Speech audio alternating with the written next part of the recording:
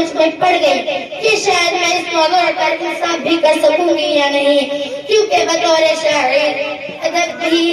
قرینہ ہے محبت کے قرینوں میں، ادب بھی قرینہ ہے محبت کے قرینوں میں، استاد ایک نگینہ ہے جنت کے نگینوں میں۔ استاد اور طلبہ و طالبات کا ایک ایسا رشتہ ہے جس کی مثال دنیا میں کوئی نہیں۔ اس رشتے کی اہمیت کا اندازہ اس بات سے لگایا جا سکتا ہے کہ حضور اکرم صلی اللہ علیہ وسلم نے فرمایا، بے شک مجھے معلم بنا کر بھیجا گیا، بے شک ہم مسلمان ہیں اور حضور اکرم صلی اللہ علیہ وسلم کی امت میں سے ہے۔ جب ہمارے آخری نبی حضرت محمد صلی اللہ علیہ وسلم نے اپنے آپ کو معلم کہا تو اس بات سے اندازہ لگا لینا چاہیے کہ ہمارے مذہب میں استاد کا کتنا بڑا مقام ہے۔ اگر استاد کی تعریف سننا چاہتے ہیں تو سنیے۔ استاد وہ ہے جو بنجر زمین کو کھلیان بنا دیتا ہے،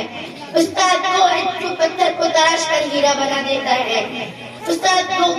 ہے جو گھاس سے زیور تیار کر دیتا ہے، استاد وہ چراغ ہے جو تاریک راہوں میں روشنی کے ہجوم کو برقرار رکھتا ہے،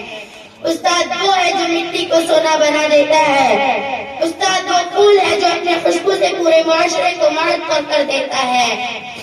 امام غزالی رحمۃ اللہ علیہ نے بھی استاد کی اہمیت کے بارے میں فرمایا، میرا حقیقی باپ مجھے آسمان سے زمین پر لایا، مگر میری روحانی باپ یعنی استاد نے مجھے زمین سے آسمان تک پہنچا دیا۔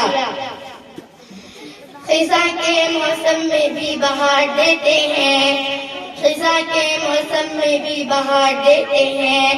استاد تربیت سے طلبہ کو نکھار دیتے ہیں۔ معزز سامعین، سرور کائنات حضور اکرم صلی اللہ علیہ وسلم نے اپنے آپ کو معلم قرار دے کر استاد کو سب سے اعلیٰ بنا دیا، بلکہ میرا تو یہ دعویٰ ہے کہ جس طرح پھولوں کو مہک کی ضرورت ہوتی ہے، چاند کو دمک کی، سورج کو چمک کی، روح کو جسم کی، اسی طرح معاشرے کو استاد کی ضرورت ہوتی ہے۔ یہ کہ ہم اپنے اساتذہ کے ساتھ اچھا سلوک کریں، ان کی عزت کریں، اس لیے کہ استاد ہمیشہ اپنے طالب علم کے اچھے مستقبل کا سوچتے ہیں،